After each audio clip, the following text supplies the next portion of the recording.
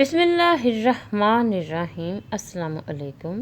دل کی گہرائیوں سے دعا ہے کہ خوبصورت زندگی ہمیشہ آپ کا نصیب رہے۔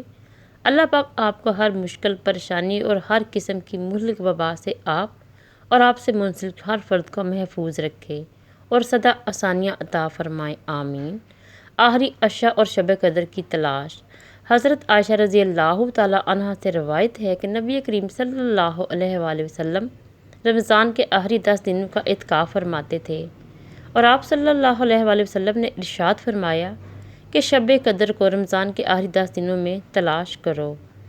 حضرت انس رضی اللہ تعالیٰ عنہ سے مروی ہے کہ نبی کریم صلی اللہ علیہ وآلہ وسلم نے فرمایا، شب قدر میں حضرت جبرائیل علیہ السلام فرشتوں کی ایک جماعت کے ساتھ اترتے ہیں اور اللہ تعالیٰ کے بندے کھڑے یا بیٹھے عبادت اور ذکر الہی میں مشغول ہوتے ہیں۔ ان کے واسطے یہ سب فرشتے خیر و برکت کی دعا کرتے ہیں۔ نبی کریم صلی اللہ علیہ وآلہ وسلم نے ارشاد فرمایا، بلا شبہ یہ رمضان کا مہینہ آ چکا ہے، اس میں ایک رات شب قدر جو عبادت کی قدر و قیمت کے اعتبار سے 1000 مہینوں سے بہتر ہے۔ جو اس رات محروم ہو گیا وہ تمام خیروں سے محروم ہو گیا، اور اس شب قدر کی خیر سے وہی محروم ہوگا جو پورا محروم ہو، جسے ذوق عبادت بالکل نہیں اور جو فکر کی سعادت سے خالی ہے۔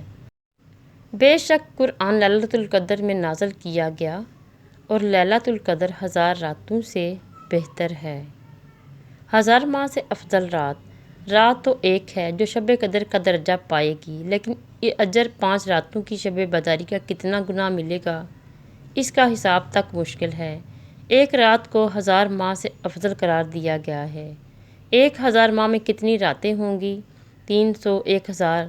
اس میں بھی عبادت کا اجر 70 گنا۔ کس قدر بد نصیبی اور محرومی کی بات ہوگی کہ اگر ان راتوں کو سو کر یا غفلت میں گزار دیا جائے۔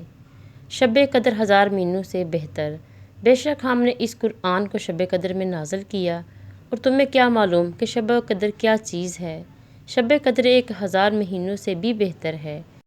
اس میں فرشتے اور جبرائیل امین اپنے پروردگار کی اجازت سے ہر کام عبادت میں مشغول لوگوں کے لیے دعا یا سال بھر کے تقدیر کے فیصلوں کے لیے اترتے ہیں۔ وہ رات سراپا سلامتی ہے، فجر کے طلوع ہونے تک۔ شب قدر میں عبادت اور نیک عمل ایسے 1000 مہینوں کی عبادت اور نیک عمل سے بہتر ہے جس میں شب قدر نہ ہو۔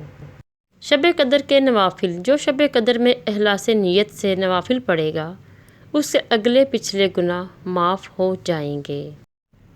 2 رکعت نفل پڑھے کہ ہر رکعت میں الحمد شریف کے بعد قل ھو اللہ احد 7 بار پڑھے، سلام کے بعد 7 دفعہ استغفر اللہ پڑھے، تو اپنی جگہ سے نہیں اٹھے گا کہ اس پر اور اس کے والدین پر رحمت خداوندی برسنی شروع ہو جائے گی۔ شب برات کے نوافل۔ ہر رکعت میں سورۃ الفاتحہ پڑھنے کے بعد سورۃ التکاثر 1 بار اور سورۃ اخلاص 3 بار پڑھیں۔ اللہ تعالیٰ اس کی برکت سے موت کی سختی سے بچائے گا۔ 2 رکعت اسی طرح پڑھی جائے کہ ہر رکعت میں سورۃ الفاتحہ کے بعد سورۃ اخلاص 7 مرتبہ پڑھے اور سلام کے بعد 7 مرتبہ استغفر اللہ ربی من کل ذنب و اتوب الیہ۔